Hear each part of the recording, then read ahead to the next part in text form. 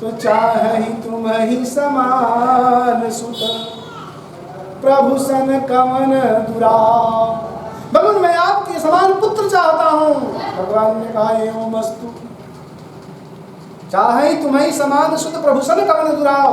भगवान मैं आपके साथ दुर्भावनाओं को क्या कहूँ, आपके समान पुत्र चाहता हूँ, लेकिन मन अतिरंक मनोरथ राव। मन तो मेरा दरिद्र बना हुआ है, लेकिन मनोरथ किसका है, राजा का। चाह तो है कि भगवान ही मेरे, आप ही मेरे पुत्र बन जाएं, लेकिन जो है मनोरथ मेरा तो बहुत बड़ा है, लेकिन मन मेरा रंक है, दरिद्र है। बोले कि ठीक है कोई बात नहीं। भगवान ने कहा एवमस्तु, ऐसा ही होगा।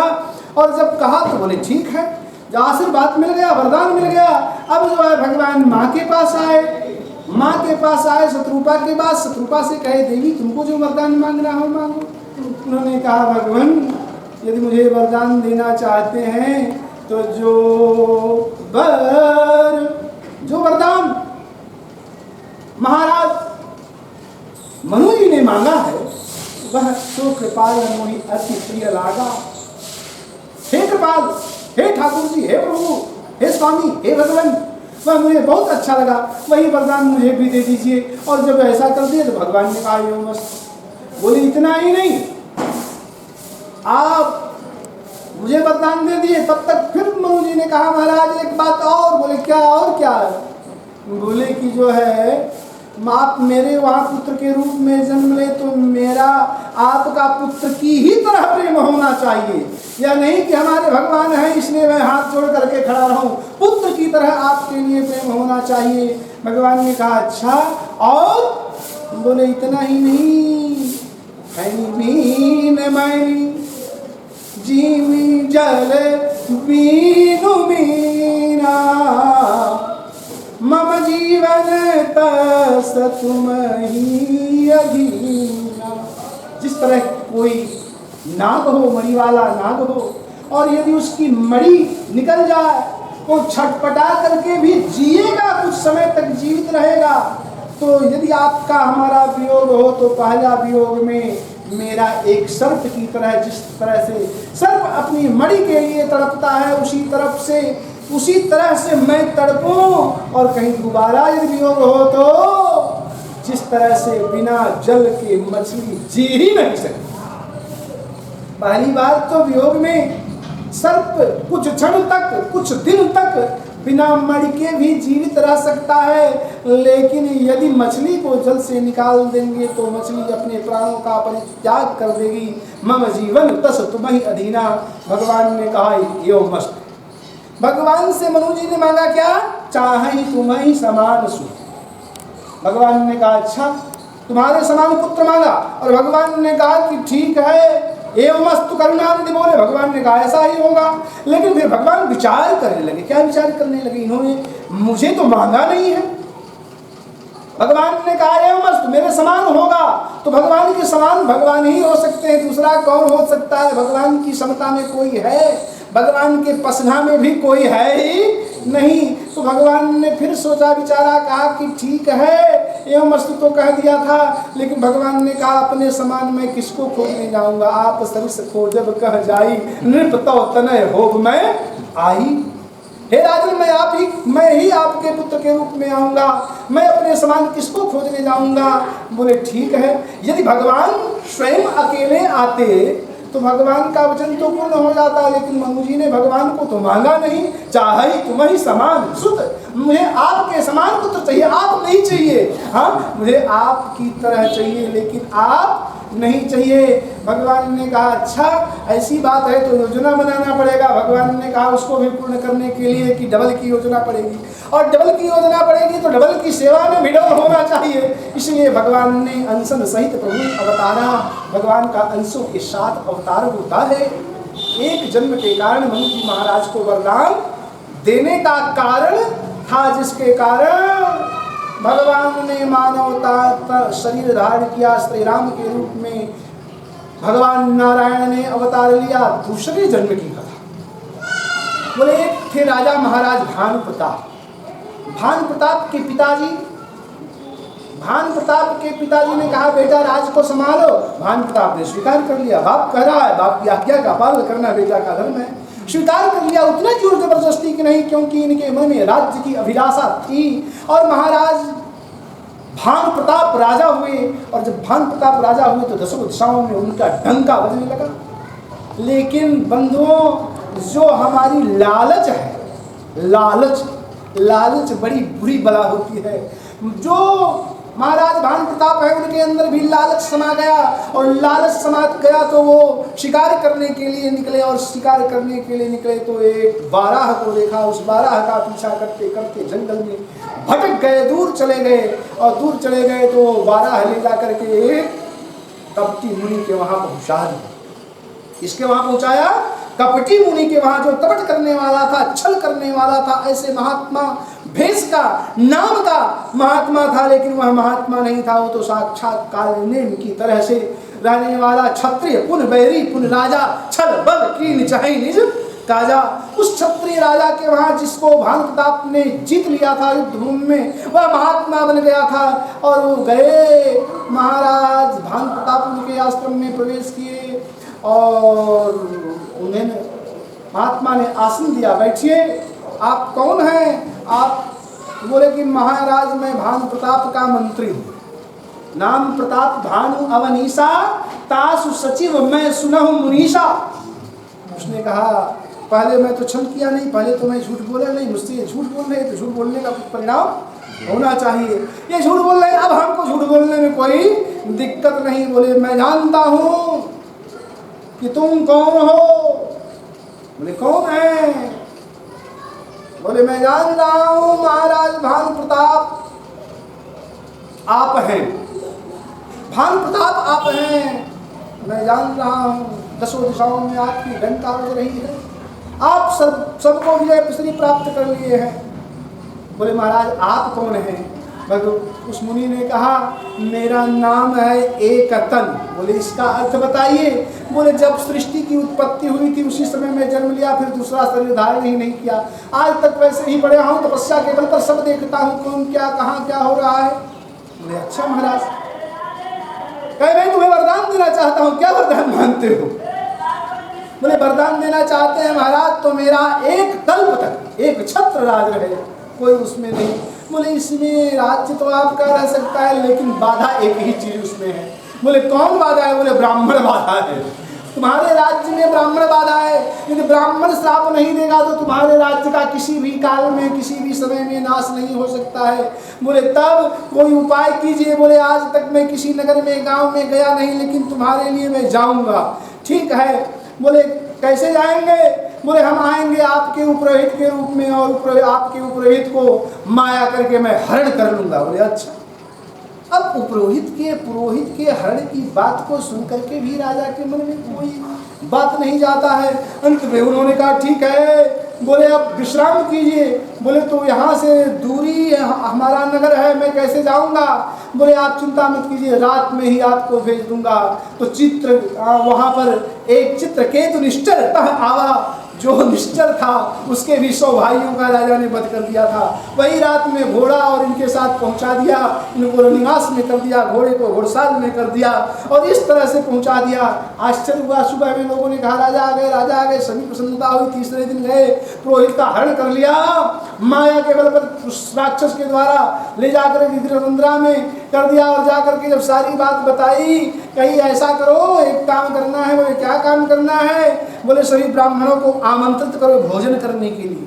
जब सब ब्राह्मण आमंत्रित होंगे आपके वहाँ, जो भी ब्राह्मण भोजन करेगा तो हम तुम्हारे वहाँ भोजन बनाएंगे, और उस भोजन को जो करेगा वह तुम्हारे बस में हो जाएगा, और उन ब्राह्मणों के वहाँ भी जो भोजन करेंगे तो तुम्हारे बस में हो जाएंगे। इस तरह से एक दिन ऐसा होगा कि सारा संसार आपके वशीभूत हो जाएगा, आपसे आगे कोई नहीं जाएगा। बोले ठीक है, यदि ऐसा आज्ञा है तो हो जाएगा। निमंत्रण दिया और गया, लेकर करके पुरोहित के ही वेश में पहुंच गया। एकांत में बुला के सारी बात बताया और भोजन बनाने लगा। ब्राह्मणों को आमंत्रित किया गया। ब्राह्मण प्रसाद पाने के लिए, भोजन करने के लिए जब पहुंचे, ब्राह्मण लोग पत्तल परसा जाने लगा, सब कुछ परसा जाने लगा। देखने में तो अन्न की तरह से है, लेकिन तब तक आकाशवाणी होती है, भोय हे ब्राह्मण बनी भूषुर मासु, सब द्विज उठे मान विश्वासु। आकाशवाणी ने कहा हे ब्राह्मणों, तुम्हारा धर्म भ्रष्ट करने के लिए आज ब्राह्मणों की मांस बना करके तुमको दिया जा रहा है भोजन में। ब्राह्मण उठ गए और तत्काल श्राप दे दिया, जाओ निशाचर हो तुम, कपटी पापी, जाओ तुम निशाचर हो जाओ, पूरे खानदान के साथ निशाचर हो जाओ। अब श्राप दे दिया ब्राह्मण, फिर आकाशवाणी होती है, हे ब्राह्मणों, आप लोगों ने श्राप को विचार करके नहीं दिया, इसमें राजा का कोई अपराध नहीं है। भूल, राजा का कोई अपराध नहीं। ब्राह्मणों ने कहा अब तो निकल गया, अब क्या होगा, जाओ तुम लोग बड़े प्रतापी होगे, यही है भगवान के हाथों से तुम्हारा उद्धार हो जाएगा। इस तरह से वही रावण और कुंभकर्ण के रूप में भानु प्रताप और उनके भाई अरिमर्दन दोनों रावण और कुंभकर्ण के रूप में आकर के अवतार लिए। ब्राह्मणों का श्राप भी एक कारण बना, राम जन्म कर हेतु अनेका परम विचित्र एकते एका। और चौथे कल्प की कथा है देवर्षि नारद। देवर्षि नारद जो भगवान नारायण के अवतार हैं, नारदो देव दर्शन है, नारद का दर्शन हो जाए तो साक्षात देवता का दर्शन समझना चाहिए, साक्षात भगवान का दर्शन समझना चाहिए। नारद जी को एक बार जो है मोह हो गया। क्या हुआ? मोह। कुछ लोग कहते हैं, आज के व्यास लोग प्राय कह देते हैं, मानस में 4 विवाह की कथा है, 2 अधूरा 2 पूरा, लेकिन 2 विवाह नहीं है, 2 ही विवाह की कथा है। श्री राम विवाह और शिव विवाह की ही कथा है। लेकिन जहां पर है तो वहां पर चाहे नारद का हो तो नारद का भी मोह है और सुपर्णखा का भी मोह है, वह विवाह नहीं है। लेकिन व्यास लोग आज क्या बोलेंगे, कोई ठिकाना नहीं, कह देंगे 4 विवाह है, 2 पूरा 2 अधूरा। तो बंधु ऐसी बात नहीं है। नारद जी विष्णु भगत है। भगवान भोलेनाथ देवी पार्वती को सुनाते हैं, हे देवी पार्वती, देवर्षि नारद ने भगवान विष्णु को श्राप दे दिया। बोले नारद विष्णु भगत पुण्य ज्ञानी, नारद तो भगवान नारायण के भक्त हैं, ज्ञानी हैं, और फिर भी उन्होंने श्राप दे दिया। तो इसका कारण है क्या है? का अपराध रमा पति कीन्हा, कारण कौन श्राप मुनि देना। कौन सा ऐसा कारण है जिसके कारण देवर्षि नारद को श्राप देना पड़ा? कौन सा अपराध कर दिए भगवान नारायण? भगवान शंकर जी कहना प्रारंभ करते हैं कि एक समय की बात है, देवर्षि नारद तपस्या करते करते करते करते करते करते पहुंच गए कामदगिरि पर। और वहां पर जाने के बाद तपस्या करने लगे, समाधि लग गई। समाधि जब लग गई तो देवराज इंद्र घबरा गया, कहीं मेरा सिंहासन ही छीनने के लिए तो तपस्या नहीं कर रहे हैं। जब देवराज इंद्र घबरा गए तो देवराज इंद्र को घबराया, देवराज इंद्र ने कामदेव को अप्सराओं के साथ भेजा, इनका तपस्या भंग करो। लेकिन ये तपस्या भंग नहीं कर सके। और जब तपस्या भंग नहीं कर सके बंधुओं तो क्या कहा जाए, जब तपस्या ही भंग नहीं कर पाए तो तपस्या भंग नहीं करने के कारण अंत में जो है तपस्या इन्होंने नेत्र को खोला और क्रोध भी नहीं किया। अब तो जो है कामदेव ने प्रणाम किया देवर्षि नारद को, कहा महाराज मुझे माफ कीजिए, गलती हो गई, क्षमा कीजिए, और मैं आपकी सेवा में लाया हूँ रंभा आदि अप्सराओं को। बोले इन अप्सराओं को ले जाओ, मुझे अप्सरा से क्या लेना देना है, मुझे राज सिंहासन से क्या लेना देना है, मुझे इंद्र के पद से क्या लेना देना है। इस तरह से देवर्षि नारद ने उनको समझा करके विदा किया। और जब गए कामदेव ने अपने चरित्र को सब सुनाया देवराज इंद्र की सभा में, तो सब लोग मुनि प्रशंसी हरि सिर न। प्रशंसा किसका किया? मुनि का। प्रशंसा किया देवर्षि नारद का, लेकिन प्रणाम किसको किया? हरि को, भगवान नारायण को। सर्वदेव नमस्कारम केशवम प्रतिगच्छति। किसी भी देवता को यदि आप प्रणाम करते हैं बंधुओं तो भगवान नारायण के पास जाएगा। और भगवान नारायण के पास सबने प्रशंसा तो किया देवर्षि नारद का, और नारद का प्रशंसा किया, लेकिन किसको प्रणाम किया? भगवान हरि को, भगवान नारायण को प्रणाम किया। कि आज उन्होंने कामदेव को के ऊपर क्रोध भी नहीं किया। भगवान भोलेनाथ ने तो कामदेव को जला दिया क्रोध से, कामदेव को जीता तो लेकिन जला दिया, लेकिन इन्होंने तो कामदेव को जलाया नहीं। आज जो है इनके मन में जिता काम अहमित जगमाही, मैंने कामदेव को जीत लिया। पहुंच गए किसके पास? भगवान भोलेनाथ के पास। भोलेनाथ से कहे कि मैंने कामदेव को जीत लिया। भगवान भोलेनाथ ने कहा आपने कामदेव को जीत लिया, ठीक है, लेकिन यह बात कभी यदि चर्चा भी चले तो भगवान नारायण से मत कहना। हमसे तो कह दिए लेकिन भगवान नारायण से मत कहना। बोले बाप रे बाप, इनको भी ईर्ष्या है, ये सोच रहे हैं कहीं हमसे बड़ा ना हो जाए। मैंने जला दिया है कामदेव को और ये जलाए नहीं, इनकी ख्याति बढ़ जाएगी। देवर्षि नारद के मन में ऐसा भाव आया और भगवान नारायण के पास पहुंच गए। भगवान नारायण को प्रणाम किया। भगवान नारायण ने कहा, कहिए मुनि जी कैसे आगमन हुआ, बड़ी कृपा हुई, बहुत दिनों पर कीन्हू दाया, बहुत दिनों के बाद आपने कृपा किया है, मैं क्या करूं आपकी सेवा। बोले महाराज मैं क्या कहूँ, कामदेव को मैंने जीत लिया लेकिन सब आपकी कृपा से। भगवान ने देखा उर अंकुरेव गर्भ अति भारी। भगवान ने देखा कि आज देवर्षि नारद के मन में ही पाप का गर्भ अंकुरित हो चुका है। इसलिए भगवान ने कहा भक्त के मन में जब अंकुरित हो चुका है तो क्यों न इस अंकुर को, अभी वृक्ष लगने वाला है, छोटा छोटा जम रहा है, इसको इसी समय नहीं समाप्त किया जाएगा तो ये बहुत बड़ा रोग हो जाएगा, इसलिए इसको समाप्त करना चाहिए। भगवान ने कहा आपके अलावा कौन सा ऐसा है कि जो कामदेव को जीत ले और क्रोध भी न करे। भगवान भोलेनाथ ने क्रोध कर लिया लेकिन आपने क्रोध न बोले, भगवान आपकी कृपा से। भगवान ने कहा हाँ हाँ ठीक है कोई बात नहीं। और भगवान ने कहा जाओ मैं रास्ते में एक चीज का निर्माण करता हूँ। मार्ग में ही भगवान ने निर्माण किया, क्या, एक नगर का निर्माण किया और तेहीपुर बसही, उस नगर में एक से बढ़कर के एक सुंदर नर नारी निवास करते हैं और उस नगर का एक राजा है जिसका नाम है शीलनिधि। लोगों देवर्षि नारद ने देखा यहाँ के बड़े सुंदर सुंदर लोग हैं। देवर्षि नारद ने कहा ये कौन सा नगर है, बोले ये श्रीनगर है। श्रीनगर है मैंने श्री माने लक्ष्मी का नगर, जो भगवती लक्ष्मी का ही नगर है वही श्रीनगर है, तो ये लक्ष्मी नगर है। इसलिए बोले यहाँ का कौन है राजा, बोले यहाँ के राजा है तेहीपुर बसही शीलनिधि राजा। राजा का क्या नाम है, शीलनिधि। बोले अच्छा तो महाराज चलिए राजा के वहाँ जाते हैं। राजा के वहाँ राजा के वैभव को देख करके प्रसन्न हो जाते हैं और राजा के वहाँ देखते ही देखते राजकुमारी आती है। राजा ने कहा भगवान मेरी बेटी का हाथ तो देख लीजिए, हाथ देखिए। देवर्षि नारद ने हाथ देख रहा प्रारंभ किया, वाह सो यही बरई अमर, जो यही बरई अमर सोई होई, इसका वही वर्ण कर सकता है जो अमर होगा। रहस्य तो ये था कि इसका वही वर्ण करेगा जो अमर होगा, वही इसको पत्नी के रूप में बना सकता है। लेकिन देवर्षि नारद ने कहा कि ये जिसका वर्ण करेगी वह अमर हो जाएगा। भ्रम फैल गया, मन में भ्रम आ गया। पूछा राजा ने, कुछ बना करके कह दिया तुम्हारी सुता तुम्हारे सकल गुण खानी, तुम्हारी बेटी सभी गुण की खानी, बता दिया। अब तो जो है सोचे कि अब कोई उपाय किया जाए, इस कन्या से मेरा ही विवाह हो जाए, इस कन्या से मेरा विवाह हो जाए। लेकिन मेरा भगवान नारायण के समान कोई शुभ चिंतक नहीं है, इसलिए भगवान नारायण से ही वरदान, क्योंकि इस समय न जब हो सकता है न तब हो सकता है कि ये कन्या मुझे प्राप्त हो जाए। किस तरह से इस कन्या को मैं प्राप्त करूं, इस तरह से देवर्षि नारद चिंतन करते हुए, विचार करते हुए जाने लगे। और जाने लगे तो भगवान का स्मरण कर रहे थे, भगवान मुझे दर्शन दीजिए। और भगवान तब तक प्रकट हो गए, कौतिक निधि कृपाल रघुराई। भगवान मानो खेल करने के लिए प्रकट हो गए। बोले कहाँ जा रहे हैं, बड़े व्याकुल लग रहे हैं देवर्षि नारद। देवर्षि नारद ने कहा भगवान आप ही के पास मैं जा रहा था। क्या करने जा रहे थे, बोले आप ही के पास जा रहे थे, कुछ काम है। बोले क्या काम है बताइए।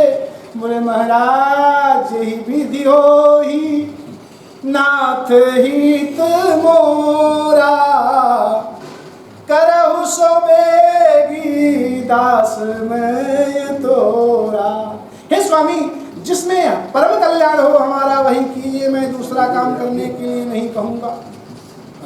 मुझे अपना रूप दे दीजिए, मुझे अपना रूप दे दीजिए, मुझे अपना रूप दे दीजिए। आपन रूप दे प्रभु मोही, भगवान अपना स्वरूप मुझे प्रदान कर दीजिए।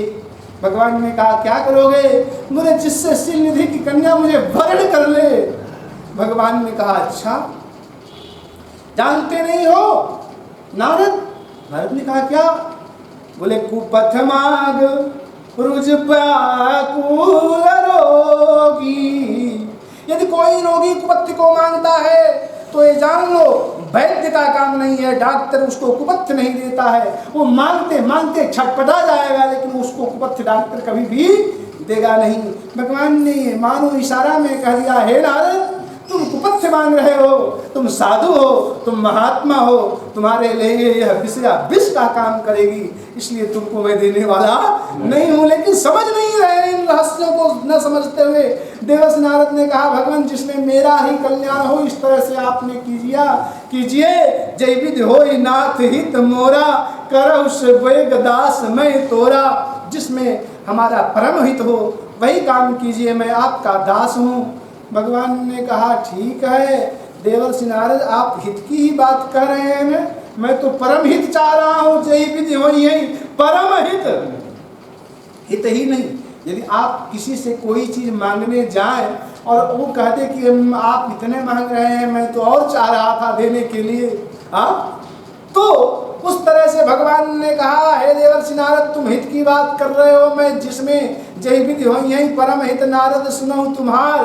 हे नारद जिसमें तुम्हारा परम हित होगा सो मैं करब न आन कछु, वही मैं करूंगा, दूसरा कुछ मैं करने वाला नहीं हूँ। मेरा मृखा वचन नहीं हो सकता है, मेरा झूठ वचन नहीं हो सकता है। अब भगवान ने ऐसा कह करके देवर्षि नारद को दे दिया बंदर की आकृति, दे दिया सर्वांग सुंदर, तो दे दिया अपना ही शरीर, लेकिन मुख दे दिया बंदर का। हरि माने मेढक, हरि माने बंदर, हरि माने जल, हरि माने सर। तो भगवान ने बंदर का स्वरूप दे दिया, और जब बंदर का स्वरूप दिया या गए और कन्या किसी तरह से इधर उधर घूमते रहे कन्या को प्राप्त करने के लिए। भगवान भोलेनाथ के गणों ने देखा, सब लोग देवर्षि नारद समझ करके प्रणाम किए, लेकिन इस रहस्य को भगवान भोलेनाथ के दो गण देख रहे थे। ये तो देवर्षि नारद हैं और भगवान नारायण का स्वरूप मांगे हैं, बंदर का रूप मिला है। राजकुमारी तो भूल करके भी देवर्षि नारद की तरफ नहीं देखी, जिसके चक्कर में गए थे वो चक्कर ही नहीं पूरा हुआ और पड़े रह गए बेचारे। अंत में क्या करें, जब देखे भगवान अंत में गए और राजकुमारी ने भगवान के गले में जयमाला डाला और भगवान लेकर के चल दिए, दुल्हन रह गए लक्ष्य निकेता। भगवान नारायण दुल्हन को लेकर के वहां से रफा दफा हो गए, वहां से चले गए। अब इनको घबराहट हुई, क्या हुआ, मुझे कन्या देखी नहीं, और जिस कन्या के लिए मैं चाहता था विवाह करने के लिए उसके लिए भगवान नारायण ही आए और लेकर के चले गए। इस तरह से सोचते हुए देवर्षि नारद घबराने लगे। अब क्या करें, घबराने से कुछ होने वाला थोड़ी ना। देवर्षि नारद ने जब इस तरह से कहा, तब कहा कि क्या किया जाए, और भगवान भोलेनाथ के शंकर के गणों ने कहा, अपना मुख तो कम से कम दर्पण में देख लो, शीशा में देख लो। अंत में जाकर के जल में देखते हैं, और जल में देख करके मरकट का मुख, बंदर का मुख देख करके बड़ा क्रोध आया और कहा, जाओ निशाचर हो तुम कपटी पापी, दो जाओ तुम दोनों निशाचर हो जाओ, कपटी पापी दोनों हो जाओ। जिस तरह से मेरा उपहास किए हो उस तरह से फिर किसी का उपहास मत करना। उन्होंने कहा, उन शिव के गणों ने कहा, भगवान माफ कीजिए, मेरा उद्धार कैसे होगा, जाओ भगवान श्री राम के हाथों से आपका उद्धार होगा, भगवान नारायण अवतार लेंगे वही तुम्हारा उद्धार करेंगे। और इधर आ जाते हैं, जा रहे हैं, मन में एकदम तड़प है, भौहें फड़फड़ा रही हैं, मुख पर क्रोध दिखाई पड़ रहा है, और भगवान नारायण लक्ष्मी के साथ, सिलनिधि की कन्या के साथ रास्ते में ही प्रकट हो गए। बोले, कहाँ जा रहे हैं?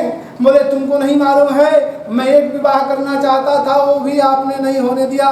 मैं आपको श्राप देता हूँ, कपि आकृति तुम कीन तुम्हारी करी है, किस सहाय तुम्हारी, जो आकृति, जो बंदर का मुख मुझे आप